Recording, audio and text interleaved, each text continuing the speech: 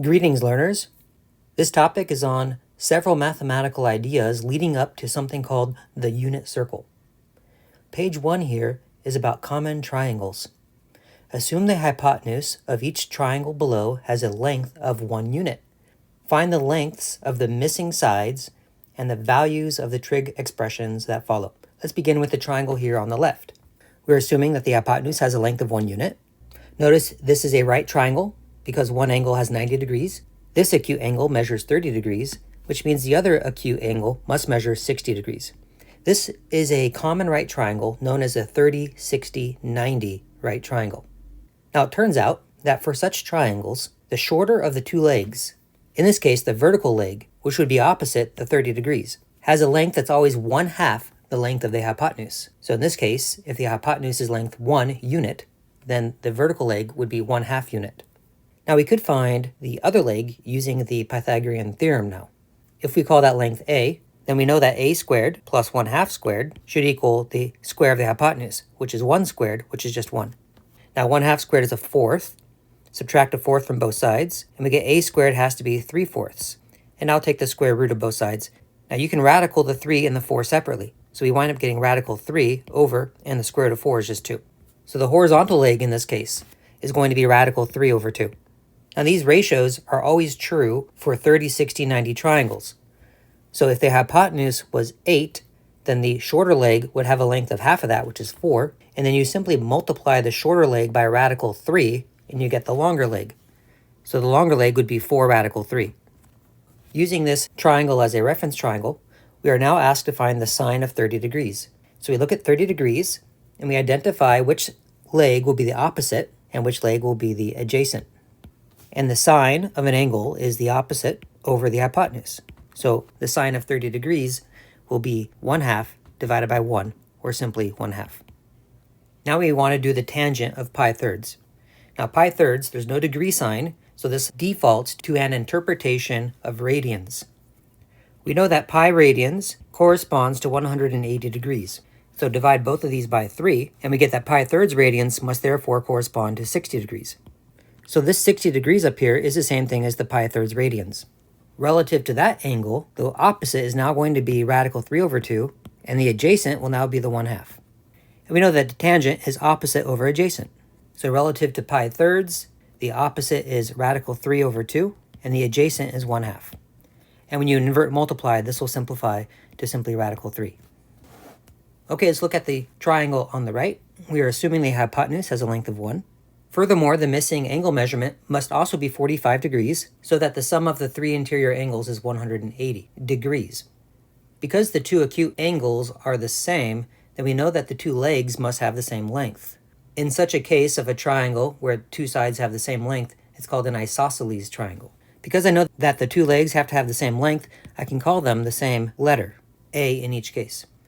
Again, using the Pythagorean theorem, we know that leg squared, a squared, plus other leg squared, a squared, has to equal hypotenuse squared, which is 1. So 2a squared has to be 1. So a squared has to be 1/2, which means that a has to be the square root of 1/2. And you can square root the 1 separately, which is 1, and square root the 2 separately. And if I rationalize this by multiplying top and bottom by radical 2, I get radical 2 in the numerator and then 2 in the denominator. So each leg is going to be radical 2 over 2 units long, or you can say just 1 over radical 2. Now let's consider the cosine of 45 degrees. Well, 45 degrees is both here and here, so it won't matter which angle I'm focused on. If I focus on the left angle, then the opposite is the vertical leg and the adjacent is the horizontal leg. And we know that the cosine of an angle is going to be the adjacent divided by the hypotenuse, which in this case will be 1 over radical 2 divided by 1. So we get just 1 over radical 2, which we could rationalize and also write as radical 2 over 2. Now, if I had used this 45 degrees as my reference, then the opposite would have been the horizontal leg and the adjacent would have been the vertical leg. But you can see that that will not have made a difference because the adjacent and opposite are the same in this case. Now we want to do cotangent of pi fourths. Well, if pi radians is 180 degrees, then divide both by 4, and we get pi fourths radians, and divide 180 by 4, we get 45 degrees. So once again, it doesn't matter which angle I look at. Let's look at the top angle. So the opposite is still the horizontal leg, and the adjacent is still the vertical leg. And now we want to do the cotangent of this angle. And the cotangent is the reciprocal of tangent, and tangent is opposite over adjacent, so cotangent is adjacent over opposite. But notice both the adjacent and the opposite are both 1 over radical 2. And so when you divide them, you're going to get 1. So again, the first triangle was a 30, 60, 90 triangle, and the second triangle is a 45, 45, 90 triangle. These are two triangles that you want to be familiar with. In the case of 45, 45, 90, if the hypotenuse had been 15, then one way to get the legs would be to take that 15 and divide by radical 2. So you would say that the leg is 15 over radical 2, and if you rationalize that, it'll be 15 radical 2 over 2. And the other leg would be the same.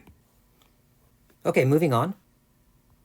When in standard position, positive angles measure counterclockwise from the positive x-axis, and negative angles measure clockwise from the positive x-axis. Two standard position angles are coterminal if they point in the same direction. In the table below, find two angles, one positive and one negative, that are coterminal with the given angle.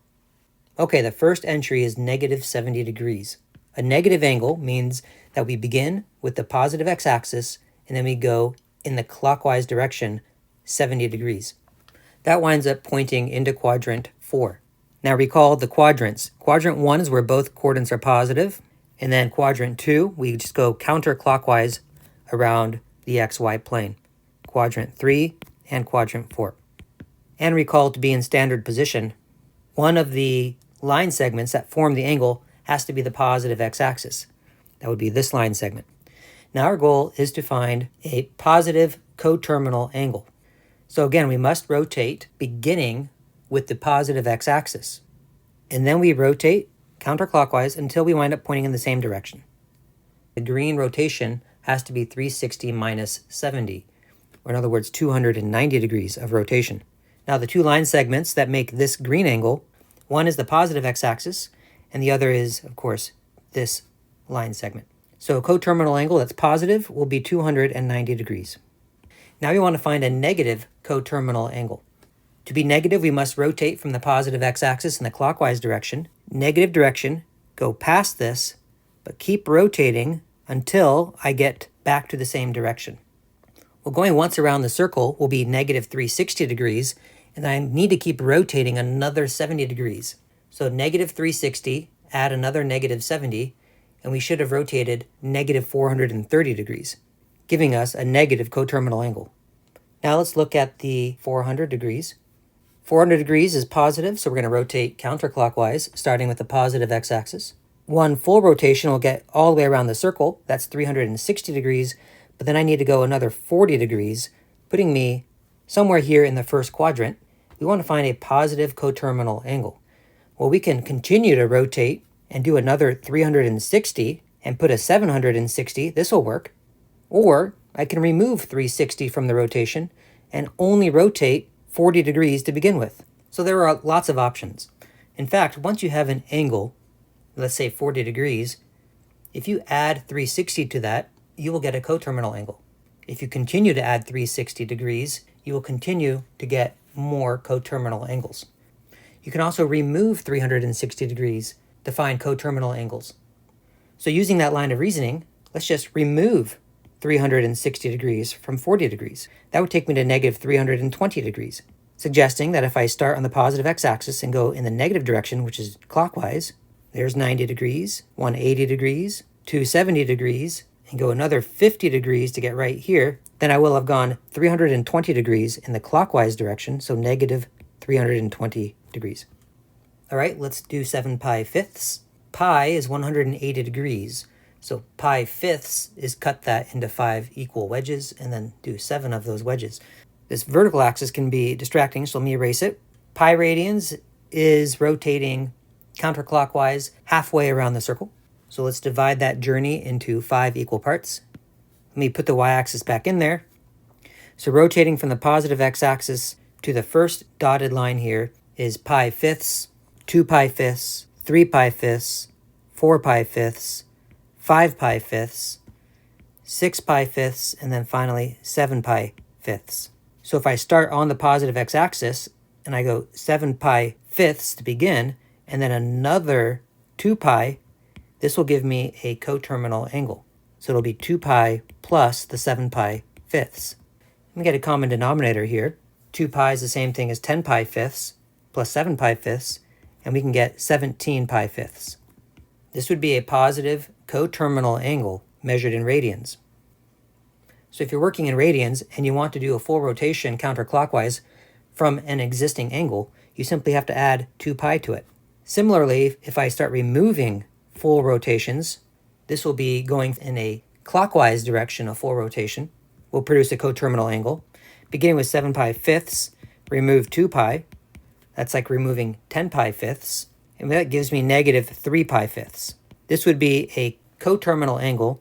If we begin with the positive x-axis and rotate clockwise pi fifths, 2 pi fifths, 3 pi fifths, we'll produce a line segment that points in the same direction as the other standard measurements.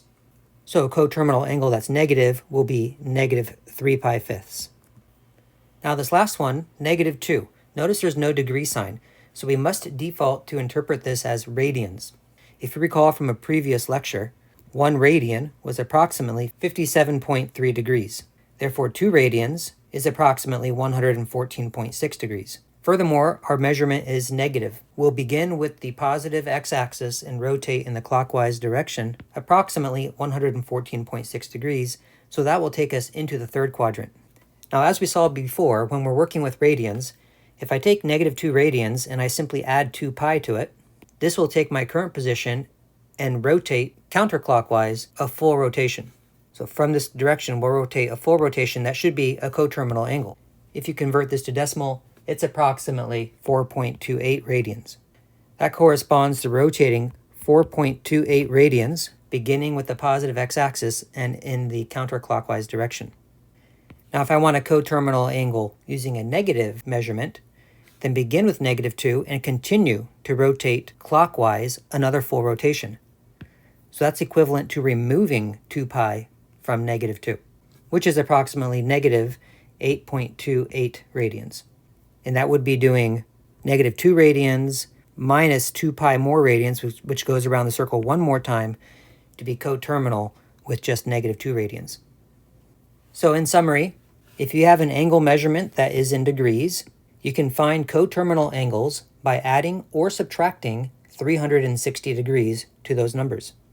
If you have angles that are measured in radians, you can find coterminal angles by adding or subtracting 2 pi radians, or any multiple of 2 pi radians. Okay, moving on. The graph of a circle is below.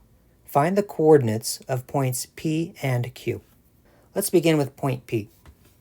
Notice first that we have a point on the circle that is known, 1, 0. That's 1 unit away from the center. So this circle has a radius of 1, which means that it's called a unit circle. Furthermore, the point P and the origin form a line segment that can be thought of as the hypotenuse of some right triangle. Now let me extract this right triangle and analyze over here. We know this angle is 30 degrees. It's a right triangle. Therefore, the other angle is 60 degrees. The hypotenuse is 1. And because this is a 30, 60, 90 triangle, the shorter leg is 1/2 the length of the hypotenuse. The longer leg is radical 3 times the shorter leg, which means that to get to this point P using x and y coordinates, you would have to go right, radical 3/2, and then up 1/2. So the coordinates of this point will be those numbers. Radical 3/2 as the x coordinate and 1/2 is the y coordinate. Both coordinates are positive because we are in the first quadrant. Now let's shift to point Q. Point Q is clearly in the second quadrant, so I expect a negative x coordinate but a positive y coordinate. Once again, I can imagine a right triangle being formed with the x-axis. Extract that right triangle and analyze it. It's a right triangle. We know that this angle is 45 degrees, so the other acute angle is 45 degrees. We know the hypotenuse has to be 1 because the radius of the circle is 1. And we learned from a previous slide that if we know the hypotenuse of a 45, 45, 90 triangle, then the legs are the hypotenuse divided by radical 2, which you could also write as radical 2 over 2. Knowing that we need coordinates that are in the second quadrant, then I know I would have to go from the origin left radical 2 over 2. So the x coordinate will be negative, but then we go up radical 2 over 2 to get to that point Q. So the coordinates of q will be negative radical 2 over 2, comma, radical 2 over 2. Now, one thing to notice here is that the angle that's measured by this 45 degrees is formed by these two blue line segments. This is not in standard position because neither blue line segment is on the positive x-axis. Using an angle in standard position, then I would need to measure it beginning with the positive x-axis and rotating until I wind up in this position in the second quadrant. Well, that would have to be 45 degrees shy of 180 degrees. So 180 minus 45 is 135 degrees. Or I could use a negative angle to arrive at that same position, starting with the positive x-axis, rotating clockwise. There's a 180 degree rotation clockwise plus another 45, and 180 plus 45 is 225, but that would be negative. So here are two angles in standard position, one positive, one negative, that are coterminal and which correspond to a direction that points at point Q. Now up to this point, we've only talked about the trig functions looking at right triangles and acute angles, angles that were between 0 and 90 degrees. But it turns out that we can evaluate trig functions at angles that are non-acute. So they could be obtuse, or they could be more than 180 degrees, they could be negative angles, they could be right angles. Let's focus again on point P.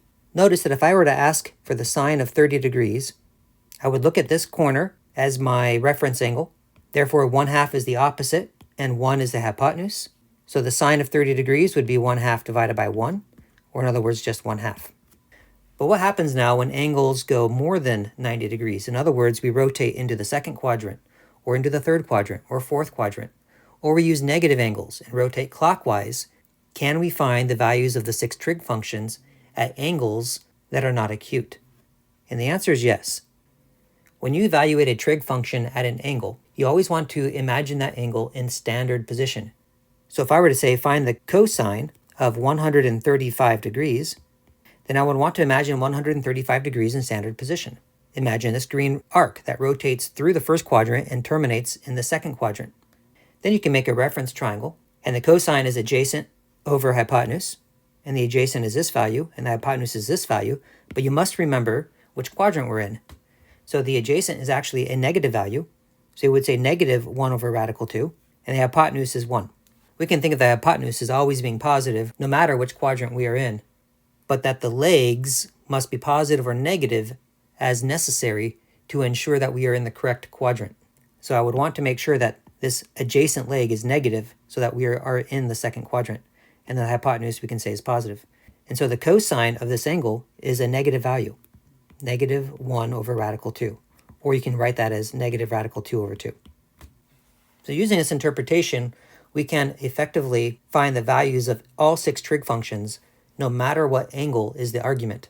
That takes us to the next slide. And we finally have the thing that we're calling the unit circle. Okay, there's a lot of information here. Ultimately, it will be to your benefit to effectively memorize this unit circle as you move forward in math. Let's focus on the first quadrant. The angles that you're seeing here, 30 degrees and pi 6, are the same angle, just one is measured in degrees and the other in radians. And they represent angles in standard position. So measured from the positive x-axis, 30 degrees, in the counterclockwise direction. Now this is called the unit circle, so mind you that the radius of the circle is 1, meaning that the right side of the circle is located at 1, 0. That means any triangle I might draw here, such as this triangle, the hypotenuse would have a length of 1. This would be the x-coordinate, and this would be the y-coordinate. So we would have radical 3 over 2 as the horizontal leg, and 1/2 is the vertical leg. And now I can say, well, what is the sine and cosine of this angle? Sine is opposite over hypotenuse, and because the hypotenuse is 1, the sine is really just the opposite, because dividing by 1 doesn't do anything. In other words, this value right here is the sine of this angle, whereas the cosine of this angle is adjacent divided by hypotenuse. But again, dividing by 1 doesn't change anything. So in other words, the adjacent alone, which is the x-coordinate, is the cosine of this angle. So radical 3 over 2 is the cosine of 30 degrees. And 1 over 2 is the sine of 30 degrees. Every point along this circle, this will be true, in that the x-coordinate will represent the cosine of that angle, and the y-coordinate will represent the sine of that angle. Here's the cosine of 60 degrees. Here's the sine of 60 degrees. 0 is going to be the x-coordinate of the top of the circle, and that's also the cosine of 90 degrees, or the cosine of pi halves radians. And 1 is going to be the sine of 90 degrees, or pi halves radians. If I say what is the cosine of 210 degrees, then you find 210 degrees, which represents a rotation into the third quadrant. You look at the first coordinate, and that will wind up being the cosine of 210 degrees. And the second coordinate, the y-coordinate, will be the sine of 210 degrees. And you may want to be comfortable with coterminal angles. If I were to say, what is the cosine of negative 60 degrees, instead of rotating counterclockwise 60 degrees, we want to go clockwise 60 degrees. So negative 60 degrees is coterminal with positive 300 degrees. And the cosine is this first coordinate, 1/2. And the sine of negative 60 degrees is equal to the sine of 300 degrees is equal to negative radical 3/2. Okay, now to explain what this A means. If you're working with an angle that when in standard position puts you in the first quadrant, that all 6 trig functions at that angle will have positive values. This A stands for all. Notice the cosine and the sine will always be positive whenever you're in the first quadrant. That's because the x and y coordinates are positive in the first quadrant. And if the sine and cosine are both positive, then the other 4 trig functions will be positive, because tangent is sine over cosine, and cotangent is cosine over sine, and secant is 1 over cosine, and cosecant is 1 over sine. And so if you begin with sine and cosine both positive, then any of those combinations I just mentioned for the other 4 trig functions would involve doing ratios of positive numbers. Now let's limit our thinking to just the 3 primary trig functions, sine, cosine, tangent. By the time we pick an angle that is coterminal with an angle in the second quadrant, this S stands for that only the sine will be positive. Recall the sine are the y-coordinates, and they're positive in the second quadrant. The cosine is the x-coordinates, which are all negative in the second quadrant. And the tangent, which is sine divided by cosine, well, positive divided by a negative will be a negative. So the tangent will also be negative if you're in the second quadrant. So of the 3 primary trig functions, only the sine is positive in the second quadrant. So let's summarize this way. I'll say sine theta, as long as theta is an angle that winds up pointing in the second quadrant, is positive, whereas cosine or tangent of that same angle would be negative. Whereas in the first quadrant, all 3 will be positive. By the time we take an angle that rotates us into the third quadrant, only the tangent will be positive. That's because the cosine is the first coordinate, which is negative whenever you're in the third quadrant, and the sine, which is the second coordinate, is also negative. So because both coordinates are negative in the third quadrant, that means both sine and cosine are negative in the third quadrant. But when you do tangent, which is sine divided by cosine, a negative divided by a negative will be a positive. So sine will be negative, cosine will be negative, tangent will be positive. And by the time we wind up rotating into the fourth quadrant, only the cosine is positive of the 3 primary trig functions. So the sine is negative, cosine positive, tangent negative. If you can memorize the results of the first quadrant, you can see how to easily adapt them to make the companion points in the second quadrant, third quadrant, and fourth quadrant by making the appropriate coordinates negative as necessary. So your focus should be really to memorize the first quadrant and then know how to reproduce the other quadrants. Also notice some patterns. Every single coordinate of these 3 points involves division by 2. So you really just have to focus on what the numerators are. And as points go higher and higher, as you're rotating around the circle in the first quadrant, you would expect the y-coordinates to go up. So the first y-coordinate is the lowest, 1/2, or focus just on that 1. The second y-coordinate is a little bit higher, radical 2, which is about 1.4. And this y-coordinate involves a radical 3, which is even higher, about 1.7. So we get a 1/2, then it makes sense we go higher to radical 2/2, and we go even higher to radical 3/2. The x-coordinates do the opposite. This point is further right than this point, which is further right than this point. So we expect this x-coordinate to be the largest. And then this one's in the middle, and this one is the smallest x-coordinate. Now what I recommend you use the grid on the right for is to practice. Do your best to fill in all the details of all these points, give all the coordinates, give all their angles, and then you can erase it and try again, erase it and try again, until you feel like you have the unit circle effectively memorized. First, notice that there's a spider web here. We go 1, 2, 3, 4, 5, 6 rotations to go 90 degrees. Well, 90 degrees divided by 6 is 15. So if we want to get to our first common angle of 30 degrees, I have to go 2 of those. So this would be 30-degree position, and then go another 15 degrees, would take us to 45, which is a common angle, and go another 15 degrees, which is 60, which is a common angle. Then we're going to skip 75, because we haven't talked about triangles that have an angle of 75 degrees. And then keep going. This would be a 90-degree rotation. And go another 30 to 120, another 15, 135, another 15, 150, and then another 30 to 180. And you get the idea. Also be comfortable doing all of this in radians. Each of these rays is 15 degrees, which is 180 divided by 12. In other words, each of these rotations is pi 12ths radians.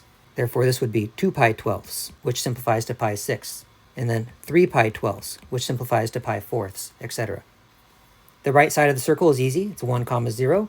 The left side is negative 1, 0. The top of the circle is 0, 1. And the bottom of the circle is 0, negative 1. And now we'll get the more complicated points. All of them involve dividing by 2, and the y-coordinates are going up. So the first y-coordinate should be 1/2, and then we should have radical 2/2 and then radical 3/2. And the x-coordinates go down, so we start with radical 3/2, and then radical 2/2, and then 1/2.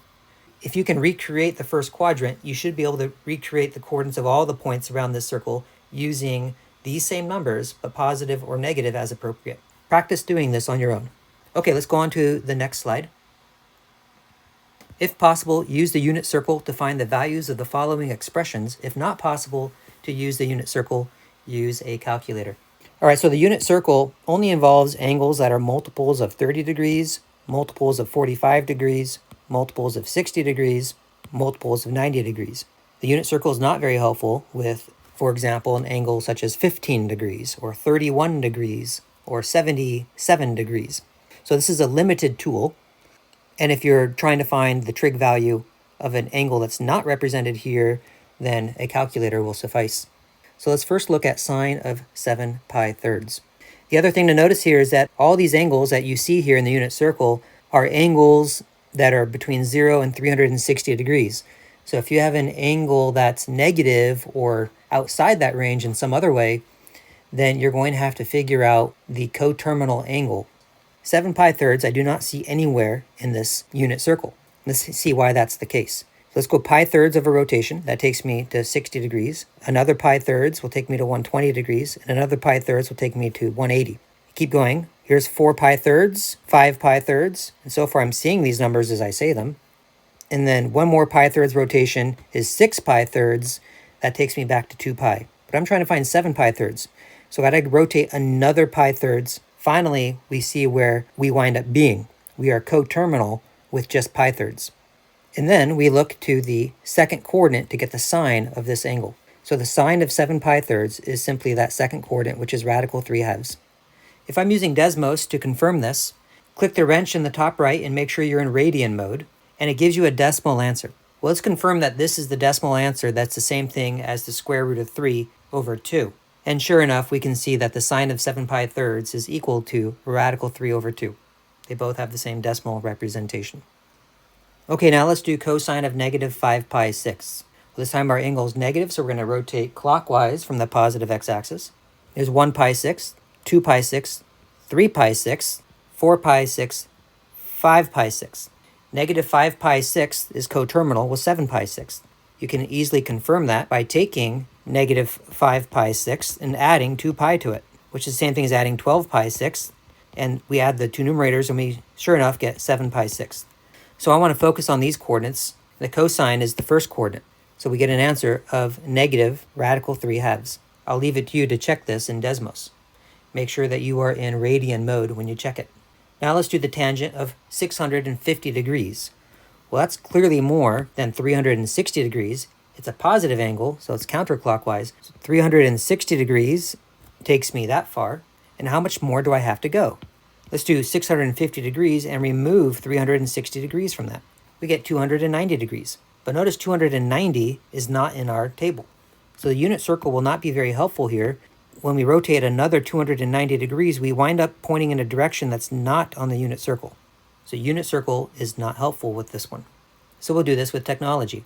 First thing you want to do is go to your wrench and make sure you select degree mode. And now let's type in tangent, parentheses, 650. You must make sure you're in degree mode because if you switch this to radian mode, look how the answer changes. because 650 radians is very different than 650 degrees as far as rotation. The tangent of 650 is negative 2.75 approximately. Now let's do the cosecant of 7 pi halves. Well, pi halves is a 90-degree rotation, and this is positive. So rotating 90 degrees is 1 pi half, and then 2 pi halves, 3 pi halves, 4 pi halves gets us around the circle once. We got to go more though. 5 pi halves, 6 pi halves, and then finally 7 pi halves. So 7 pi halves is coterminal with 270 degrees, or 3 pi halves. This time we want to know the cosecant of this value. But the coordinates of the points on the unit circle only give you cosine and sine. They don't give you the other 4, so you have to interpret them. We know that the cosecant of an angle is the reciprocal of sine. So we'll get 1 over the sine of the same angle, 7 pi halves. And the sine of this angle is given by the second coordinate at that coterminal location. So we get 1 over a negative 1, and so we get negative 1 out of this. I'll let you confirm this with technology. Make sure that you are in radian mode for this one. Let's do the secant of 2 pi fifths. Well, pi fifths is not an angle in the unit circle. 2 pi fifths is not an angle in this unit circle. So the unit circle is not helpful for this. So again, we need technology. So switch to radians and do secant of 2 pi fifths. And the secant of 2 pi fifths is approximately 3.24. And finally, one more. Let's do the cotangent of negative 135 degrees. 135 degrees is 3 copies of 45 degrees, which is an angle in our unit circle. So the negative implies the clockwise direction, and we'll go in increments of 45 degrees, another 45 makes 90, and a third 45 degrees clockwise takes us to an angle that's coterminal with positive 225. Of course, this is easy to calculate by hand by taking negative 135 degrees and adding 360 to it to do a full rotation. Okay, but the cotangent is neither the cosine or the sine, but it can be found from the cosine and sine. Now the tangent is sine over cosine, and the cotangent is the reciprocal of tangent. So if tangent is sine over cosine, then cotangent is cosine over sine. So I know that we're going to get the cosine of negative 135 degrees divided by the sine of that same angle. Now the cosine is the first coordinate of this point. Divide that by the sine, which is the second coordinate, which happens to be the same at this location. And so these numbers, which are identical when divided, will therefore produce 1. I'll let you confirm this with technology. Just make sure that you are in degree mode when you test this one. Okay, and that wraps up this lesson.